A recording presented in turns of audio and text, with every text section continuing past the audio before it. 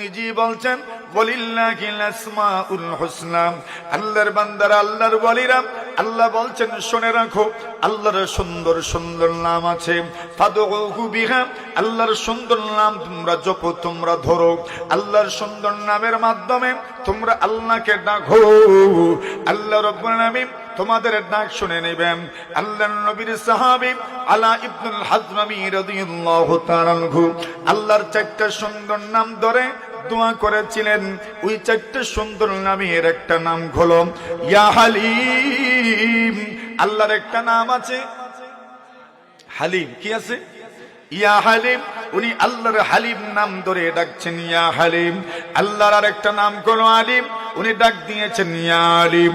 আল্লাহর আরেকটা নাম হলো ইয়া আলিয়ু, উনি ডাক দিয়েছেন ইয়া আলিয়ু। আল্লাহর আরেকটা নাম হলো ইয়া আজিম, উনি ডাক দিয়েছেন ইয়া আজিম। কয়টা হইল? আল্লাহর চারটা নাম ধরেছেন।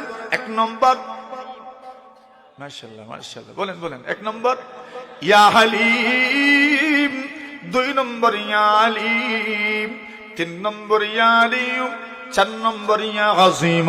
এই চারটা নাম ধরেছেন, এই চারটা নাম ধরে দোয়া করেছেন। তুমিও এই চারটা নামের ওসিলা নিতে পারো।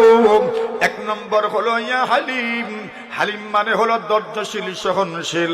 এই সময়ে মুসিবতের সময় সবচেয়ে বেশি প্রয়োজন তো ধৈর্য আর সহনশীলতা। ঠিক নিয়ে ঠিক খেলাম। এরপরে নাম জপেছেন ইয়া আলিম, যিনি সবচেয়ে বেশি জানেন। আল্লাহই তো সবকিছু জানেন। এই মুসিবত থেকে উদ্ধার করার পথ কার জানা আছে? জুড়ে বলেন। সুতরাং এই সময়ে এই নামটি সবচেয়ে উপযোগী। ডাক দিলেন ইয়া আলিম। তিন নম্বরে বললেন ইয়া আলিয়ু। ইয়া আলিয়ু মানে মহান। আল্লাহর চাইতে বড় তো দুনিয়ার জমিনে আর কেউ নাই। আল্লাহর চাইতে বড় তো সৃষ্টির মধ্যে আর কেউ নাই।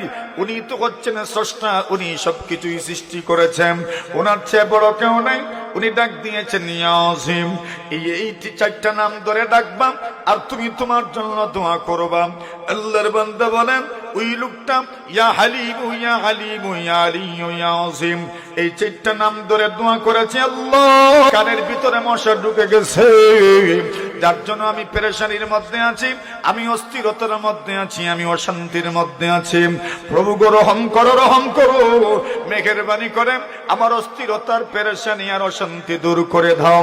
আল্লাহর বান্দা দোয়া করেছেন। দোয়া করার সঙ্গে সঙ্গে এই চারটা নামের ওসিলায়, এই চারটা নামের বরকতে, এই চারটা নামের সম্মানে মহান রব্বুল আমিন তার কানের ভিতর থেকে মশা বের করে দিয়েছেন। একটা ঘটনা শোনাই, এই ঘটনা দিয়েই আমার ওয়াজ শেষ। ঠিক আছে? ঘটনা হলো, এক বুজুর্গ ছিলেন মুতাররিফ রাহিমাহুল্লাহ তাআলা, হাদিসের এক বর্ণনাকারী রাবি হাদিস ইমাম মুতাররিফ রাহিমাহুল্লাহ তাআলা। উনি বলছেন একদিন আমি যুগের বাদশাহ খলিফা মনসুরের দরবারে গেলাম।